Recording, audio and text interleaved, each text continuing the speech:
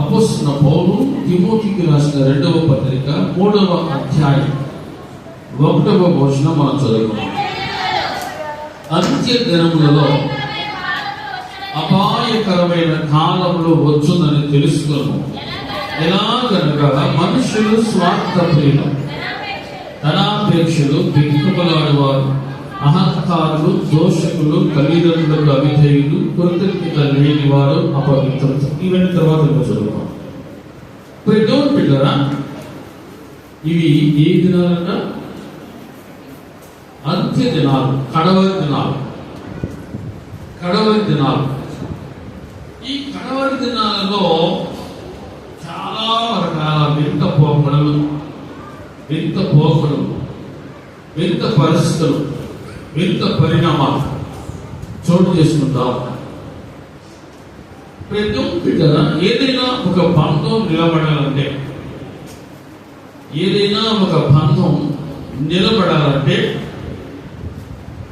స్వార్థం చచ్చిపోవాలి. అది ఫ్రెండ్షిప్ అయినా ఇంకొకటైనా త్యాగం ఉంటేనే నిలబడింది. త్యాగం చేయగలిగితేనే నిలబడింది. స్వార్థం ఉంటే అది ఫ్రెండ్షిప్ కావచ్చు, లేకపోతే ఇంకో షిప్ కావచ్చు, ఇంకొక బంధం కావచ్చు, అది ఏది సరే నిలబడదు. ప్రతిరా ఈనాడు మనిషికి మధ్య చాలా దూరం ఉంది. ఎందుకు ఆ దూరం వచ్చింది అంటే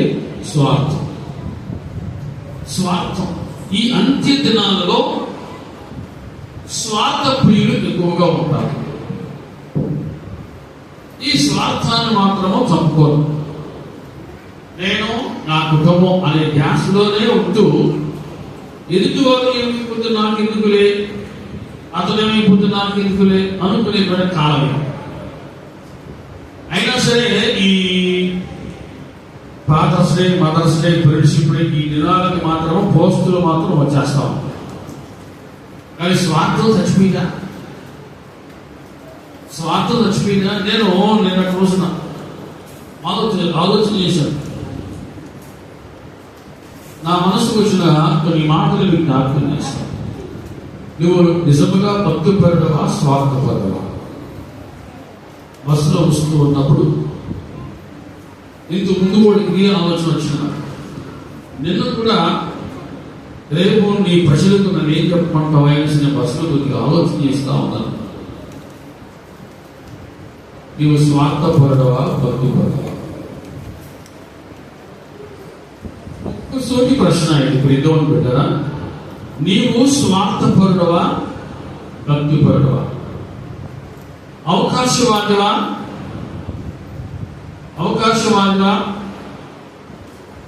చాలా జాగ్రత్తగా కూర్చో. నీవు స్వార్థపరుడువా, భక్తిపరుడువా? అవకాశవాదివా, యథార్థవాదివా?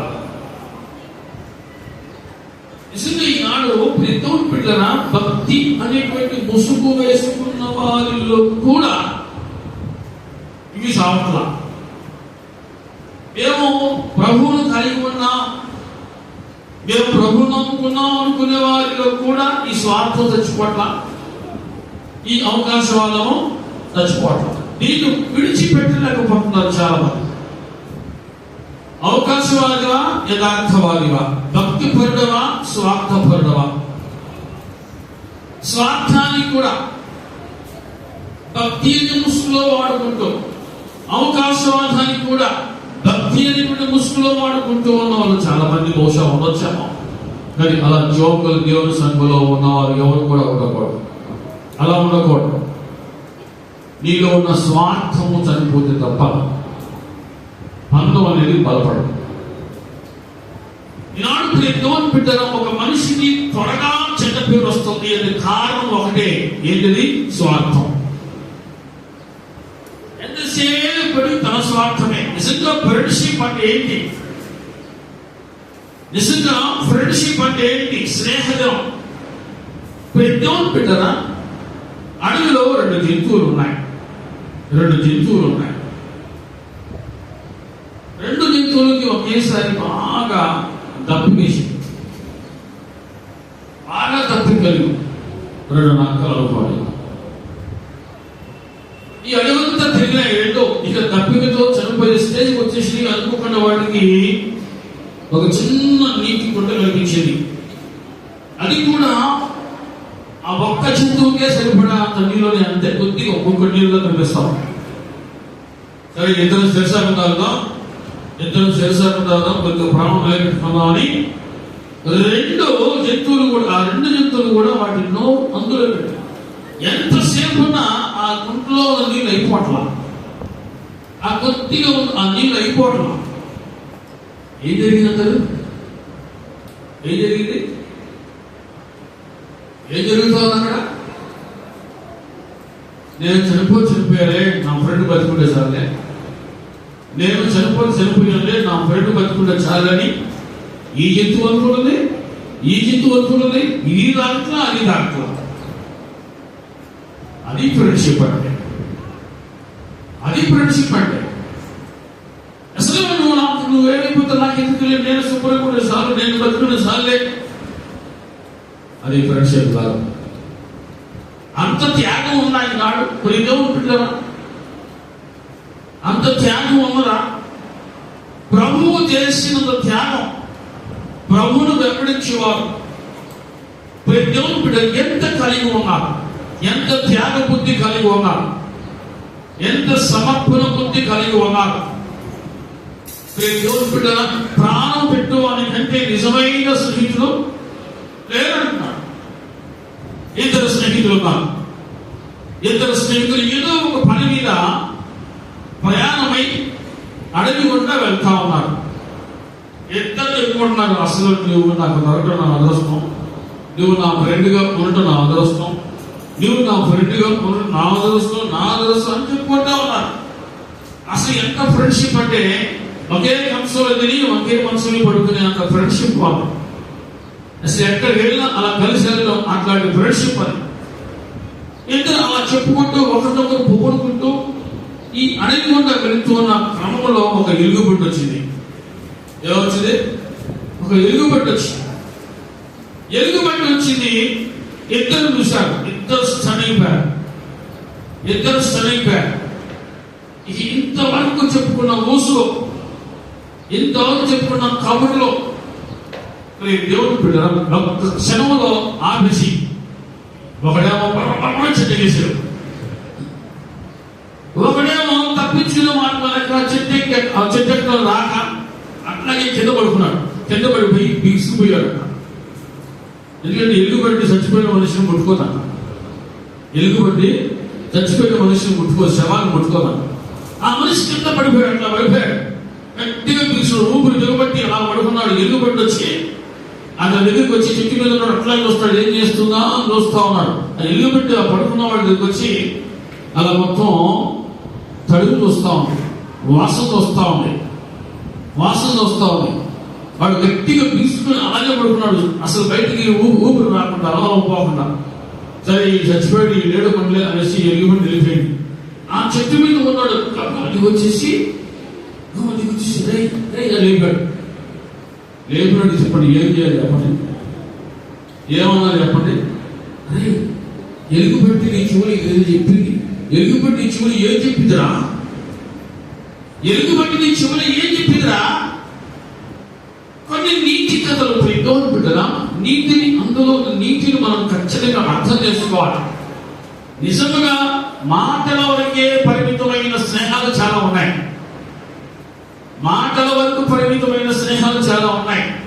మాటలతో ముంచెత్తే స్నేహాలు ఉన్నాయి, మాటలతో వెడిగొట్టే స్నేహాలు ఉన్నాయి, విడిపోయే స్నేహాలు ఉన్నాయి, తెచ్చుకునే స్నేహాలు ఉన్నాయి. ఈ అబ్బాయి కింద పడిపోయాడు, ప్రాణం అసలు అక్షరాలు పెట్టుకొని అలాగా ఊపిరి బిగబట్టి అలా పడుకున్నాడు. వచ్చి ఈ అబ్బాయి వచ్చి అంటాడు, ఎలుగుబట్టి చెవులో ఏం చెప్పింది ఇది నాకు కూడా చెప్పినా. అప్పుడు ఆ అబ్బాయి అన్నాడు, రే ఎలుగుబట్టి నాకు చెవులో ఎవరిని నమ్మొద్దురా అని చెప్పిందిరా, ఎవరిని నమ్మొద్దురా అని చెప్పింది నాకు. ఇంకా అంత మాట మీద ఎలా నిజమైన స్నేహితుడు అయితే నన్ను వదిలిపెట్టి అలా వెళ్ళిపోయేవాడు, నువ్వు నిజమైన స్నేహితుడు అయితే అలా వదిలిపెట్టి వెళ్ళిపోయేవాడు. అంటే ఆ మనిషిలో ఏం పని చేసింది? వాడే కొద్ది నాకేందులే, నేను బతకాలి. స్వార్థం పని చేస్తున్నప్పుడు ఎటువంటి పెట్టారా? స్వార్థం అనేది లోపల చక్కగా గూడు కట్టుకొని నివాసం చేస్తాం, అది నివసిస్తా ఉంది. ఆ స్వార్థాన్ని వదులుకోలేని నిస్సహాయులుగా చాలా మంది ఉన్నారు. స్వార్థాన్ని చంపుకోలేని చేతకాని వారు చాలా మంది ఉన్నారు. త్యాగం చేసే మనసు లేదు, కానీ అర్జించే మనసు, లాక్కునే మనసు, దోచుకునే మనసు ఎక్కువైపోయింది. దాచుకునే మనసు ఎక్కువైపోయింది. మాటల వరకే ఈనాడు పెట్టారు స్నేహాలు. నిజంగా నీవు స్వార్థపరుడువా, భక్తిపరుడువా? స్వార్థపరురాలవా, భక్తిపరురాలవా? ఆలోచించేది. స్వార్థపరుడువా, భక్తిపరుడువా? అవకాశవాదివా, యథార్థవాదివా? దేవుని బిడ్డరా, ఈ చివరి దినాలలో, ఈ కడవరి దినాలలో మనుషులు ఎలా ఉన్నారంటే స్వార్థ ప్రియులు, ధనాపేక్షలు, స్వార్థ ప్రియులు, ధనాపేక్షలు, బిక్కములాడువారు, అహంకారులు, దోషకులు, తల్లిదండ్రులకు విధేయులు, కృతజ్ఞత లేని వారు, అపవిత్రులు, అనురాగరహితులు, అతిద్వేషులు. దేవుని బిడ్డరా, ఇవి ఒకవేళ నీలో ఉన్నవేమో, ఇవి నీలో ఉన్నవేమో, వీటిని తీసేసుకో, వీటిని వదిలించుకో. ఈ ధాన్యం నుంచి నువ్వు బయటపడు. ఇది జిడ్డు, చొప్పును కడిగేసుకో. ఇవి నీలో ఉంటే దేవుని బిడ్డరా, నీవు భక్తి పరుడు అనిపించుకోవచ్చు, కానీ నిజంగా దేవుడికి ఇష్టడు అని అనిపించుకోలేవు. అర్థమవుతుంది అన్నవాళ్ళు చెప్పండి. హల్లెలూయా. దేవుని బిడ్డ, వీటిని వదిలించుకోవాలి, వీటిని తెంచుకోవాలి. లోపట్లో మనం ఇవి చక్కగా లోపల పనిచేస్తా ఉన్నాయి. ప్రార్థనే, స్వార్థమే, ప్రార్థనే, అవకాశవాదనే, ఇలాంటివి ఉంటే పైకే బాగున్నావా చెల్లి, బాగున్నావా తమ్ముడు, పైకే ప్రకటిస్తున్నాడు, కానీ లోపలి లోపడేది వాళ్ళు ఉంటుంది. ఇది దేవుని బిడ్డలకు సరైనది కాదు. యథార్థవంతులుగా ఉందరుగాక. అవకాశవాదులుగా ఉండద్దు. నీకు చేతనైనంత మట్టుకు నువ్వు సహాయం చేయగలిగే స్థితిలో దేవుడు నిన్ను ఉంచితే నీ చెయ్యి ఇలా ఉంచు. నేను ఎందుకు ఇలా ఉంచాలి అని వెనక లాగేసుకోవద్దు. నీకు చేతనైనంత మట్టుకో, దేవుడు నీకు అవకాశం ఇచ్చినంత మట్టుకో. దేవుని బిడ్డరా, దేవుడు నిన్ను నిండుకుండగా ఒక ఓటగా ఉంచాడు. ఓటగా ఉందోగా. ఓటలో నువ్వు ఎంతసేపు ఉన్న నీళ్ళు లాగబెట్టి అది ఓటగా ఉంది, అలా నువ్వు ఉందోగా. నువ్వు ఎప్పుడైతే నువ్వు స్వార్థాన్ని ఆహ్వానిస్తావో ఆ ఓట ఎండిపోతా గుర్తుపెట్టు. నువ్వు స్వార్థాన్ని ఆహ్వానించిన మరుక్షణంలోనే ఆ ఓట ఎండిపోవచ్చు. ఎండిపోయే ప్రమాదం ఉంది, జాగ్రత్త. అర్థమవుతుంది అన్నాను చెప్పండి. హల్లెలూయా. దేవుని బిడ్డరా, ఈ 5వ వచనం మనసును పైకి భక్తి గల వారి వలె ఉండి, అది ఇది ఇప్పుడు ఈ చివరి దినాల్లో ఎక్కువగా ఇది నడుస్తా ఉంది. పైకి భక్తి గల వారి వలె కనబడుతున్నారు, కానీ లోపల మాత్రం స్వార్థము పనిచేస్తాం, అవకాశంలో పనిచేస్తాడు. దీన్ని నువ్వు చంపుకోలేకపోతే నువ్వు ఎలా భక్తి పరుడు కాగలవు? వీటిని వదిలించుకోలేకపోతే నువ్వు ఎలా భక్తి పరుడు అనిపించగలవు? 10 మంది నేను భక్తి పరుడు అనొచ్చు. దేవుడు అంటాడా? దేవుడు ఒప్పుకున్నవాడు, దేవుడు మెచ్చుకున్నవాడు యోగ్యుడు. అది చెప్పండి. దేవుడు ఒప్పుకున్నవాడు, దేవుడు మెచ్చుకున్నవాడు యోగ్యుడు. అందరు కాదు, దేవుడు పెట్టారా? అందరు కాదు. కనీసం ఈ రోజు నుంచి అయినా నీలో ఉన్న స్వార్థాన్ని బయటపెట్టే, తీసేయడానికి నీలో నుంచి తీసేయి. నువ్వు ఓటుగా ఉండాలంటే స్వార్థాన్ని తీసేయి. ఊరేటువంటి ఆ ఓటు దగ్గర, ఆ ఓటులో నువ్వు ఒక పన్ను అడ్డు వేసావంటే నీకు ఓటు ఆగిపోతుంది. అదేవిధంగా నీలో ఆ దేవుడు నీకు ఏదైతే ఇచ్చాడో ఒక తలానికి ఒక సముద్ది, ఈ స్వార్థతో నన్ను అణచివేయందో, ఈ అవకాశవాదుని అణచివేయందో, నువ్వు ఎప్పుడు కూడా వెలుగుచున్న జ్యోతిగా నిన్ను కొండగా మూటగా నువ్వు ఉండాలి పొందువుగాక. ఆమె చెప్పండి. నాకు రోజులు వస్తాయి, నాకు రోజులు వస్తాయి, అప్పుడు దోస్తు ఒక్కొక్క వ్యవహారం. అలా అనుకున్నంత కాలం నువ్వు పైకి రాకపోతే మాట, అలా అనుకుంటే నువ్వు పైకి రావు. నాకు రోజులు వస్తాయి, చూస్తా ఒక్కొక్క వ్యవహారం వస్తా అని చాలా మంది అనుకుంటున్నారు. అలా అనుకోవద్దు. నువ్వు ఈరోజు ఎవరైతే నీకు సహాయం చేయగలిగి ఉండి కూడా చేయలేకపోయారో, చేయకుండా ఉన్నారో, నువ్వు దేవుడు అడుగు. ఎవరు తెలుసా? దేవా, ఇతనికి సహాయం చేసే రోజు అవకాశం నాకు ఇవ్వయ్యాను. దేవుడు ఖచ్చితంగా తీరుస్తాడు. అర్థమవుతుంది కనవ చెప్పండి. హల్లెలూయా. నాకు రోజులు వస్తాయి, చూస్తాను, ఒక్కొక్క వాళ్ళని చూస్తా, ఒక్కొక్క రోజు చూస్తా అనుకోవద్దు. నువ్వు ఎప్పుడూ పైకి రావు. కానీ ఏమో తెలుసా? దేవా, ఈ వ్యక్తి సహాయం చేయగలిగిన స్థితిలో ఉండి కూడా నాకు సహాయం చేయలేదు, ఇతనికి సహాయం చేసే అవకాశం నాకు ఇవ్వు. ఇతనికి సహాయం చేసే అవకాశం నాకు ఇవ్వు దేవా. నీ కృపతో నన్ను పట్టుకొని పైకి లేపయ్యా, నాకు సహాయం చేసే అవకాశం నాకు అడుగు దేవుని. దేవుడు ఖచ్చితంగా నేను పైకి లేపుతాడు. లేచుదోగాక. స్వార్థాన్ని విడిచిపెట్టు, లోపల ఉన్న దేశాన్ని విడిచిపెట్టు, తుంచివే, కుదిరితే వేలతో సహా పీకివే దేశాన్ని. అంతేగాని దేశాన్ని పెంచుకోవద్దు. ఎవరి మీద కూడా దేశాన్ని పెంచుకోవద్దు. ఒక వ్యక్తిని అడిగారంట, నువ్వు ఎంత గొప్పవాడు అయ్యావు, ఎంతమందికి నువ్వు సహాయం చేస్తున్నావు, ఈ రోజున ఇంత గొప్పవాడి అవడానికి గల కారణం ఏంటి అడిగారంట. ఆ వ్యక్తి అన్నాడు, నేను అడిగిన వారు నాకు సహాయం చేయకపోబట్టే అన్నాడట. నేను అడిగిన వారు నాకు సహాయం చేయకపోబట్టే. ఒకవేళ నేను అడిగిన వారు నాకు సహాయం చేస్తే నేను మరింత సోమరిని అయ్యేవాడిని. వారు నాకు సహాయం చేయకుండా నాకు మేలు చేశారు. ఆ రోజు నాలో ఒక ఆలోచన వచ్చింది, నేను ఎందుకు గొప్పవాడిని కాకూడదా? ఈరోజు నేను లేకపోబట్టి కదా నేను ఈరోజు ఈ స్థితిలో ఉన్నాను. దేవా, నేను సహాయం చేసే స్థాయికి నన్ను లేపు అని అడుగు దేవుని. ఖచ్చితంగా ఆ వ్యక్తిని లేకపోతే ఎందుకు కూడా లేపుతాడు. ఆ వ్యక్తి చెప్పాడు, నాకు సహాయం చేయలేదు వారు, అందుకే నేను గొప్పనయ్యా. ఎందుకని? నీకు వారి మీద ద్వేషం ఉందా? లేదు, వారు సహాయం చేయకపోబట్టే నేను గొప్పనయ్యా, లేకపోతే నేను సోమరినయ్యానే. ఎవరి మీద కూడా ద్వేషం పెంచుకోవద్దు, ఎవరి మీద కసి పెంచుకోవద్దా. నువ్వు ఎప్పటికీ గొప్పడు కాదు. కొను దొక్కుతుందో దేశంలో ప్రాణం పోయేది కానీ నువ్వు గొప్పడు కాదు. కానీ దేవా, నా చెయ్యి ఇలా వచ్చేయ, ఆ రోజు కోసం నేను వస్తున్నా. నీకు ఎవరైతే సహాయం చేయదు వారికి నేను సహాయం చేసే స్థాయికి నన్ను లేపు దేవా అని దేవుడు అడుగు. దేవుడికి సహాయం చేస్తాడు. ఉన్నతమైన మనసు దేవుడు మనందరికీ అనుగ్రహించునుగాక. ఈ స్వార్థాన్ని విడిచిపెడితే నీ మైండ్ మూటగా మారింది.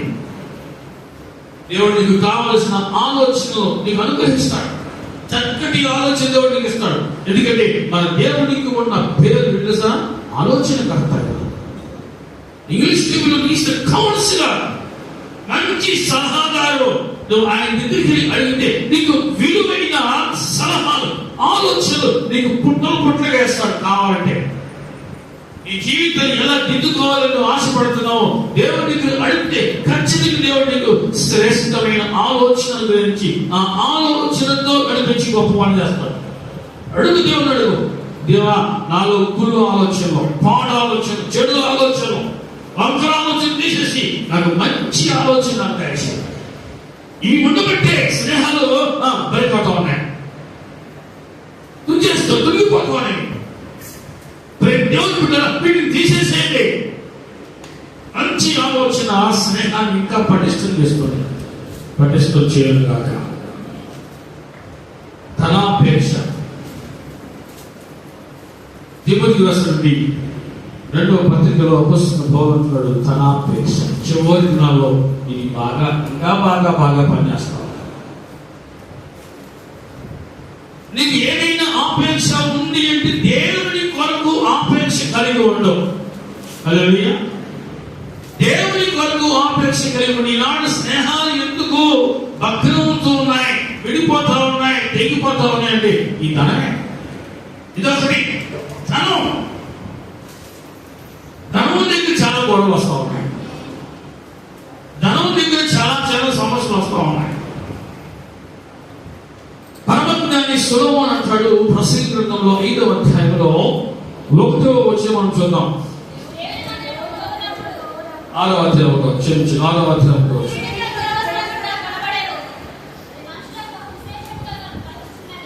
5వ అధ్యాయం 10వ వచనం 5:10.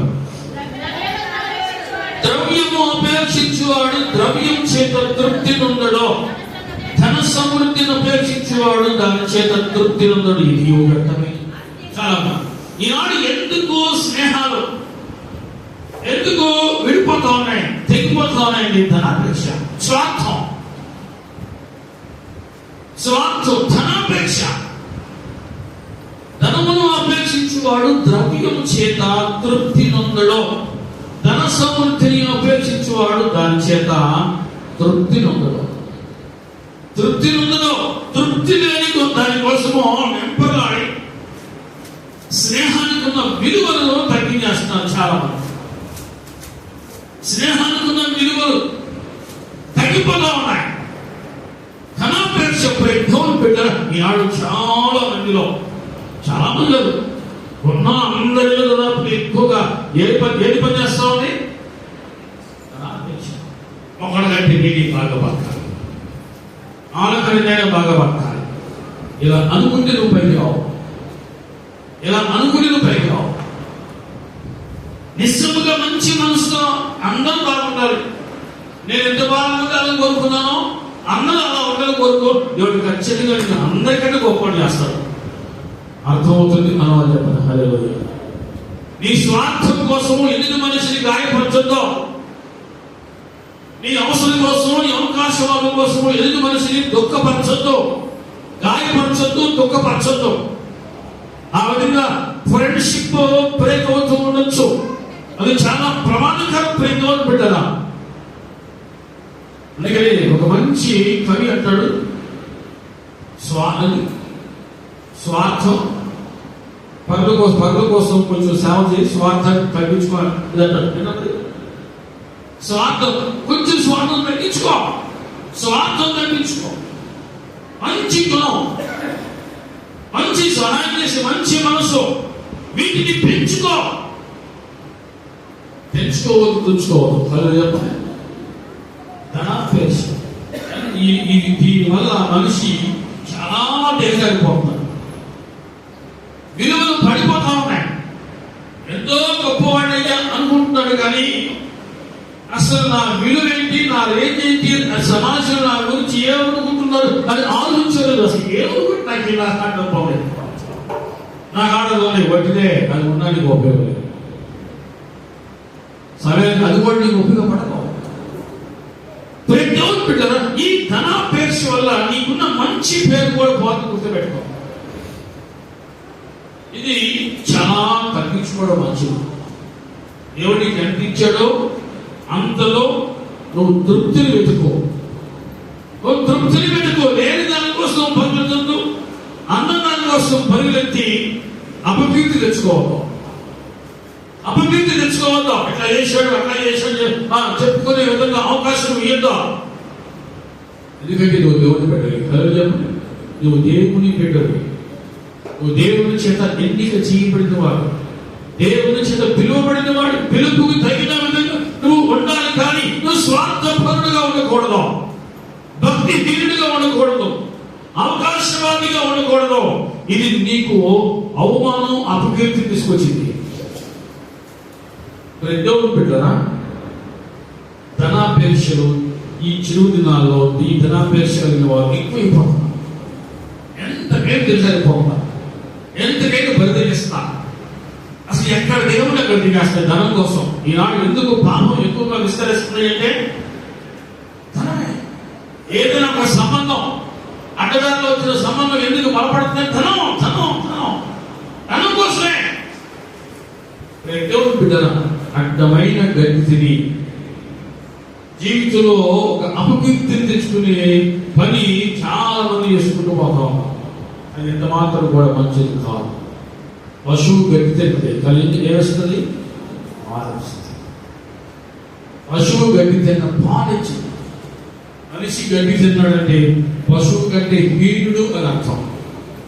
పశువు కంటే హీనుడు అని అర్థం. అర్థమవుతుంది అన్నవాళ్ళు చెప్పండి. ప్రతిమం బిడ్డరా, ఈ 3వ అధ్యాయంలో చూస్తున్న ధనాపేక్షలో ఈరోజు ఇక్కడ కూర్చున్న వాళ్ళలో ఎవరిలోనైనా ఇటువంటి లక్షణాలు ఉంటే, ఇటువంటి స్వార్థాలు ఉంటే విడిచిపెట్టండి. మంచిది కాదు. మీ ఫ్రెండ్షిప్, మీ బంధం ఇవన్నీ కూడా పటిష్టంగా ఉండాలంటే ఇటువంటి వాటిని విడిచిపెట్టండి. స్వార్థం ఉండదు. స్వార్థం చంపే. ఒక కాకి కిందపడి గిరిగిన తన్నులాడుతూ అరుస్తూ ఉంది. ఏం జరిగిందమ్మా? ఏం జరిగింది? మిగతా కాకులన్నీ వచ్చి అరుస్తాయి. మిగతా కాకులన్నీ వచ్చి అరుస్తాయి. కానీ ఈ కాకులన్నీ అరిస్తే ఉపయోగం లేదు. ఉపయోగం. ఈ కాకి ఏదైనా కాకి వచ్చి సహాయం చేస్తే ఉపయోగం. అని కట్టుబడి కాదు ఉపయోగం లేదు. మీకు అర్థమైందా? ప్రమాదంలో ఉన్నప్పుడు మిగతా కాకులన్నీ కూడా కట్టుపడాలి. నేను మొన్న ఫేస్బుక్ లో ఒక చక్కటి వీడియో చూశాను. ఒక ఎలుకని 2 కాకులు పట్టుకొని,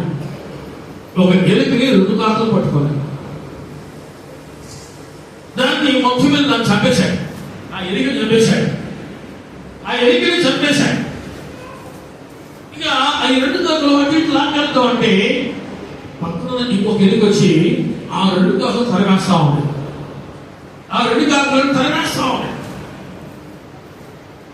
దేవుడు బిడ్డలారా, ఆపదల్లో ఉన్నప్పుడు నీ హస్తము ఆపన హస్తంగా, ఆదుకునే హస్తముగా ఉండాలి.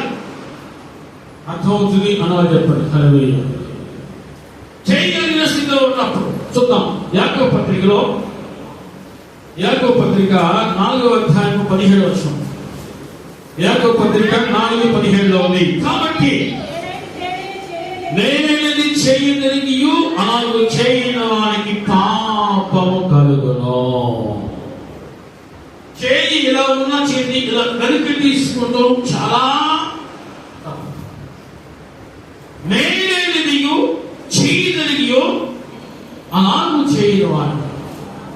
అది నీకు చేస్తే మేలు నీకు తెలుసు. అయినా సరే నువ్వు అలా చేయకుండా ఉన్నావు అంటే నీవు నీ హృదయాన్ని రాయి చేసుకుంటున్నావు. చేయగలిగి ఉండి కూడా నువ్వు చేయలేని స్థితిలో ఉన్నావు అంటే నీ హృదయాన్ని నువ్వు రాయి చేసుకుంటున్నావు. రాతి హృదయం మీద నువ్వెన్ని మంచి విత్తనాలు విత్తినా ఫలించవు. నేలగా ఉంటేనే ఆ పొలము ఫలించింది, విత్తనాలు ఫలిస్తాయి. దేవుని నామానికి మహిమ కలుగునుగాక. ఎప్పుడైనా సరే గుర్తుపెట్టుకో, నీవు నీ హృదయాన్ని కఠినం చేసుకోవద్దు. నీవు నీ హృదయం రాయి చేసుకోవద్దు. నీ హృదయంలో నుంచి జీవజలమని ప్రవహిస్తూ ఉండాలి. ఉండనుగాక. చెప్పండి. జీవజలని ప్రవహిస్తూ ఉండాలి. రాయి చేసుకోవద్దు. అలా కఠినంగా ఉండకూడదు. కఠినంగా ఉంటే ఎప్పటికీ ఫలించదు. ఆ రాయి పగలగొట్టబడితేనే అందులో నుంచి జీవజలమని ప్రవహిస్తూ ఉంటుంది. ఆ విధంగా నీ హృదయం ఉండనుగాక. చేయగలిగి అలా చేయని వారికి దేవుడు నిన్ను ఇచ్చేవాడిగా ఉంచినప్పుడు నువ్వు ఇస్తూనే ఉండవు. ఇచ్చేవాడిగా ఉంచినా సరే ఎందుకు ఇయ్యాలి అని నువ్వు ఆలోచిస్తూ ఉంటే నీలో స్వార్థం కలబడింది అని గుర్తుపెట్టుకో.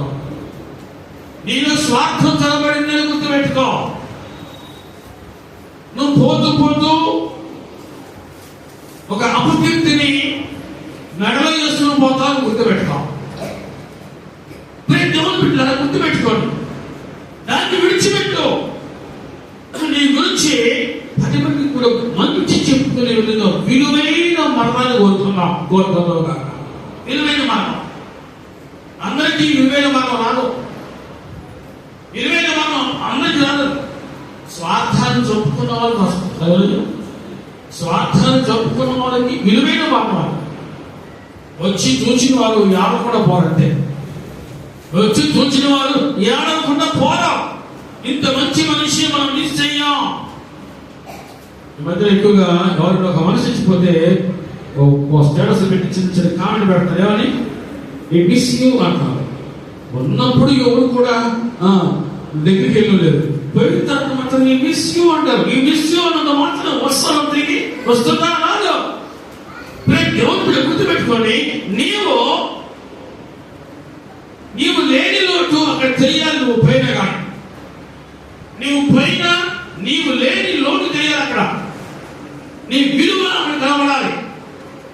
అటువంటి ఉన్నతమైన మనస్సును దేవుడు నీకు ఉచితంగా అనుగ్రహించును గాక. ప్రేమ బిడ్డరా, యోహాను సువార్తలో ఒక మాట మనం చూస్తూ ఉన్నాం. యోహాను సువార్త 15వ అధ్యాయంలో 11వ వచనం, తన స్నేహితుల కొరకు తన ప్రాణము పెట్టువాని కంటే ఎక్కువైన ప్రేమ గలవాడు ఎవడునూ లేడు. అసలు ప్రేమ గలవాడు ఎవరయ్యా అంటే ప్రాణం పెట్టేవాడు. ప్రాణం పెట్టువాని కంటే ఎక్కువైన ప్రేమ గలవాడు ఎవడు లేడు. ఈ రోజుల్లో ప్రేమలు ఎలా ఉన్నాయి? ఈ రోజుల్లో ప్రేమలో నూనె ఉన్నంతసేపే ప్రేమ. నూనె ఉన్నంతసేపే ప్రేమ. ఆ వెలుగు కాసేపే ఉంటుంది. దేవుని బిడ్డరా, వాక్యం సెలవిస్తాడు, తన స్నేహితుల కొరకు తన ప్రాణం పెట్టువాడు గొప్పవాడు. అంత స్నేహం ఉన్నదా? ఎక్కడో ఉండే ఉండవచ్చు, అసలు పూర్తిగా లేదు అని కూడా అనుకోవచ్చు.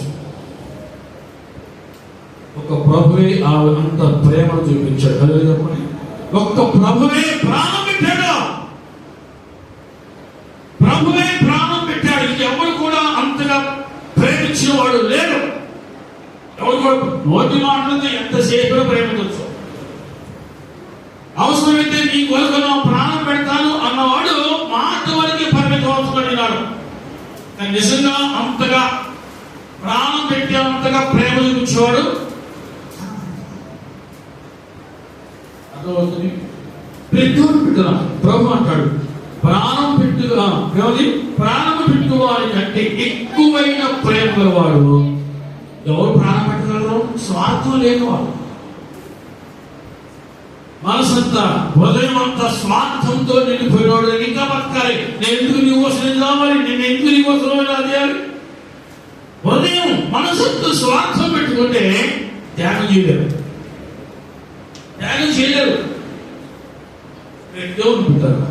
ప్రభు ఆ జీవితాన్ని త్యాగం చేసి చివరి రక్త బిందు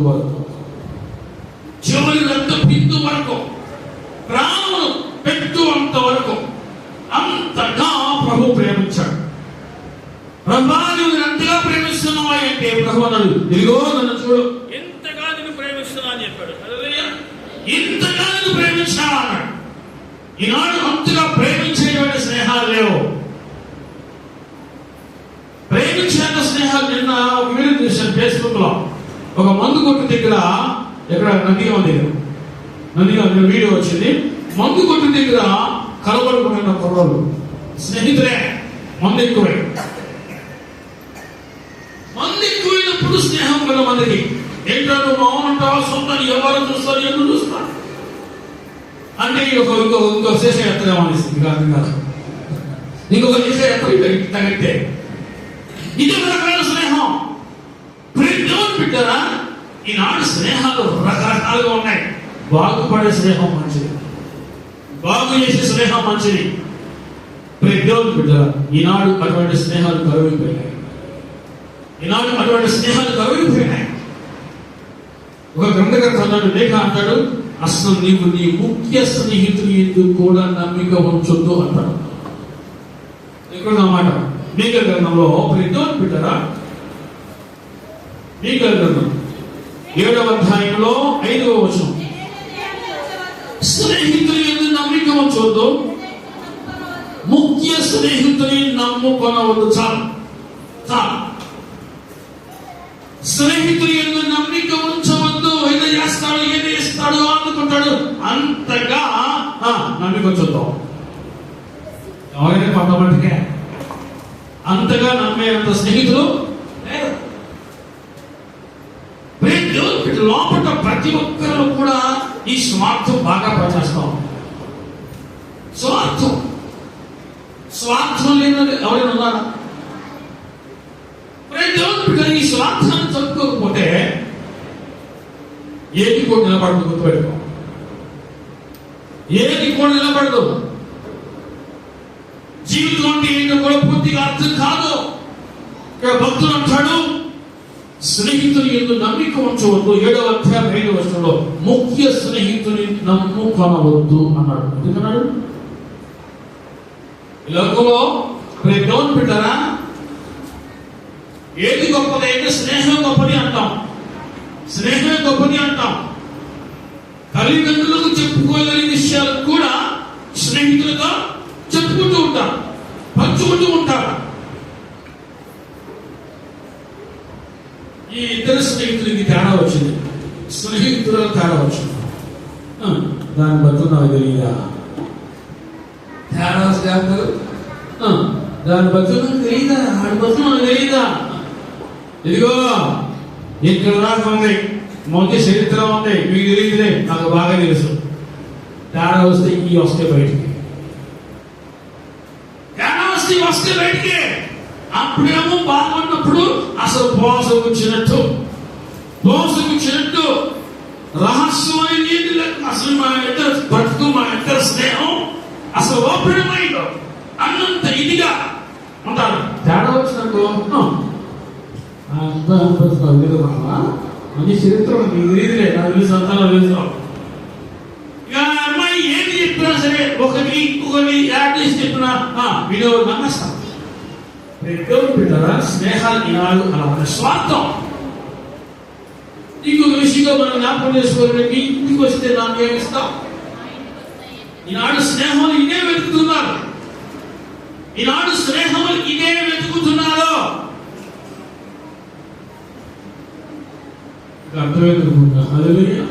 ఈనాడు ఇదే స్నేహమే వెతుకుతున్నారు. ఈనాడు ఫ్రెండ్షిప్ ఎలా ఉంటాయి? ఇప్పుడున్న ఫ్రెండ్షిప్ ఎప్పుడు ముగిపోతే అర్థం కాదు. ఇప్పుడు కాదు, ఎప్పుడున్నా సరే, ఇంతకుముందున్న ఫ్రెండ్షిప్ అయినా సరే జాగ్రత్త ఓపెన్ గా ఏదైనా విషయం చెప్పుకున్నారో, తేడా వచ్చిందో జాగ్రత్త మళ్ళీ ఓపెన్ గా వాళ్ళని చెప్పేస్తారు. మీకు అర్థం కాదు. దేవుడు నాకు అట్లాంటి స్నేహాలు ఏమి దేవుడు నామానికి మహిమ కలుగుగాక. దేవుడు బిడ్డారా, ముఖ్య స్నేహితులు యొక్క నమ్మిక ఉంచవద్దు.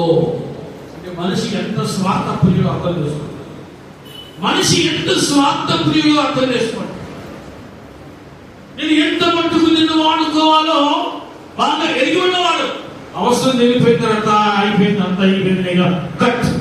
ఏదో రకంగా పొమ్మనుకుండా పొగబెట్టే స్నేహాలు, ఇప్పుడు పొమ్మనుకుండా పొగబెట్టే స్నేహాలు పెట్టారు. ఫ్రెండ్షిప్ మంచి ఫ్రెండ్షిప్ చాలా మంచిది. కానీ ఇప్పుడు స్నేహంలో ఎక్కువ ఏమి నడుస్తావు? ఇది ఖచ్చితంగా ఆలోచించాలి. ఇద్దరు స్నేహితులు ఉన్నారు, లేకపోతే ఇద్దరు స్నేహితులు ఉన్నారు, చదువుకున్న బాగా కలిసి ఉన్నారు. ఒకరికి మంచి హై ర్యాంక్ ఉద్యోగం వచ్చింది, ఒకరికి ఉద్యోగం లేదు, ఇంటికి పరిమితమయ్యారు. అప్పుడు స్నేహాలు ఆ రోజుల్లో ఉన్నంత పరిస్థితి ఇప్పుడు ఉంటాయి కదా. హలో, ఏంటి చేస్తున్నాం? పిచ్చికున్న తర్వాత మాట్లాడాలి మొదలుపెట్టాడు. నేను అప్పుడు ఏంటి అసలు ఫోనే చేయలేదు, అసలు నీ మాటలకి ఎన్ని రోజులు వస్తుంది లేదా ఏంటో ఫోన్ కూడా చెప్పింది ఏంటరా. అప్పుడు అది ఒక స్థాయి దాటింది, ఒక స్థాయికి ఎదిగావు. అప్పుడు ఉంటుందా ఫ్రెండ్షిప్? అప్పుడు ఎలా ఉంటుందా? అలా ఉంటే మంచిదే. వాళ్ళు చెప్పండి, వ్యత్యాసాలు స్నేహాల్లో కూడా, ఫ్రెండ్షిప్ లో కూడా వ్యత్యాసాలు స్థాయిలో. ఇది చూసేది నిజంగా ప్రేమ కాదు, స్నేహం కాదు. ఇది స్నేహం, ఇది స్వార్థం. ఇది స్వార్థం ప్రేమ. అందుకే ఇక్కడ అంటాడు, స్నేహితుని నమ్మిక ఉంచొద్దు, ముఖ్య స్నేహితుని నమ్ముకొనవద్దు. ఇక అర్థమైందా? ప్రతి పెట్టారు స్నేహం అలా ఉంది. కానీ ప్రభు ఒక్కడే ప్రాణం పెట్టే అంతగా ప్రేమించాడు, చివరి పొట్టు చిందించే అంతగా. అంత ఎంత ప్రేమతో తండ్రి మీరేమి చేయించున్నారో వీరికి తెలియదయ్యా, వీరికి క్షమించు అని అంతగా ప్రేమించాడు ఆయన. ఆయన మించిన ప్రేమ, ఆయన మించిన స్నేహం ఈ లోకంలో ఎక్కడైనా దొరుకుతుందా? అనుకుంటారా? ప్రాణం పెట్టిన వాడే గొప్పవాడు.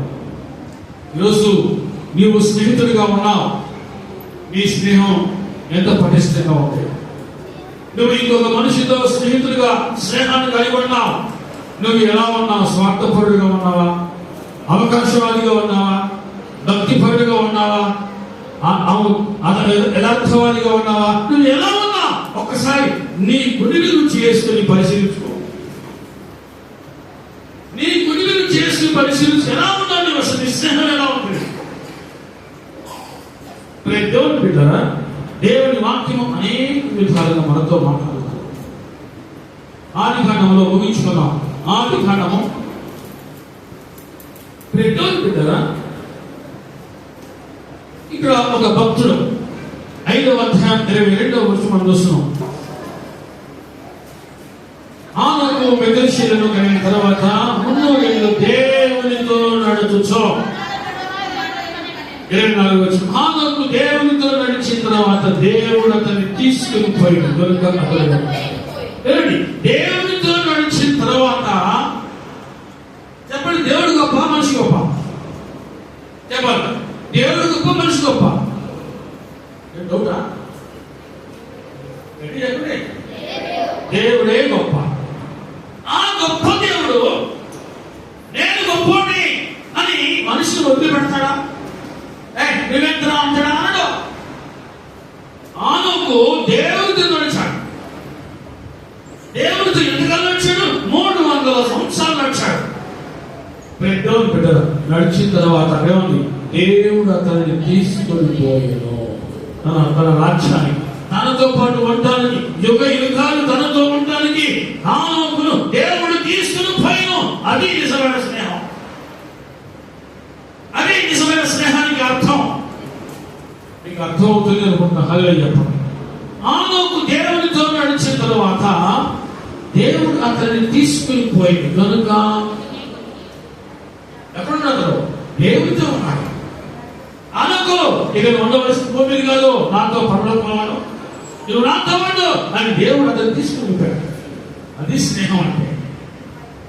అది ఫ్రెండ్షిప్ అంటే. బ్రేక్డౌన్ బిడ్డరా, బైబిల్లో ఒక వ్యక్తికి దేవునికి స్నేహితుడు అని పేరు వచ్చిందో అబ్రహాం. అబ్రహాం దేవునికి స్నేహితుడు అని పేరు సంపాదించుకున్నాడు. అబ్రహాము ఉన్న పేరు దేవునికి స్నేహితుడు. ఈ భూప్రపంచంలో ఇంతకంటే మంచి పేరు ఇంకా ఏదైనా ఉన్నా? లేదు. దేవునికి స్నేహితుడు. నీ స్నేహితుడు అని చెప్పు, నీవేంటి నేను చెప్తా అంటావా? నీ స్నేహితుడు అని చెప్పు, నీవేంటి నేను చెప్తా. అబ్రహాం దగ్గరికి వెళ్ళి నీ స్నేహితుడు అని చెప్పు అంటే గాడ్ ఈస్ మై ఫ్రెండ్, ఎవడు నా స్నేహితుడు అని చెప్తే ఇప్పుడు అడిగిన వ్యక్తి ఏమన్నాడు? You are the right person, you are the great person, you are the valuable person అని అడిగినవాడు ఖచ్చితంగా అంటాడు. అటువంటి నిజమైనటువంటి దేవుని బిడ్డ స్నేహాన్ని అబ్రహాం కలిగి ఉన్న రీతిగా నీవు కూడా దేవునితో స్నేహం చేయి. అబ్రహాము దేవునికి స్నేహితుడు అని పేరు రీతిగా నీ స్నేహితుడు చెప్పు, నీ గురించి నేను చెప్తా అంటే నా స్నేహితుడు నా దేవుడే, నా దేవుడు నా స్నేహితుడు అని నువ్వు చెప్పుకుంటే నీ జీవితము విలువైనదిగా ఉంటుంది, శ్రేష్టమైనదిగా ఉంటుంది. అట్టి కృప దేవుడు మనందరికీ దయచేయుగాక. ప్రార్థన చేసుకుందాం.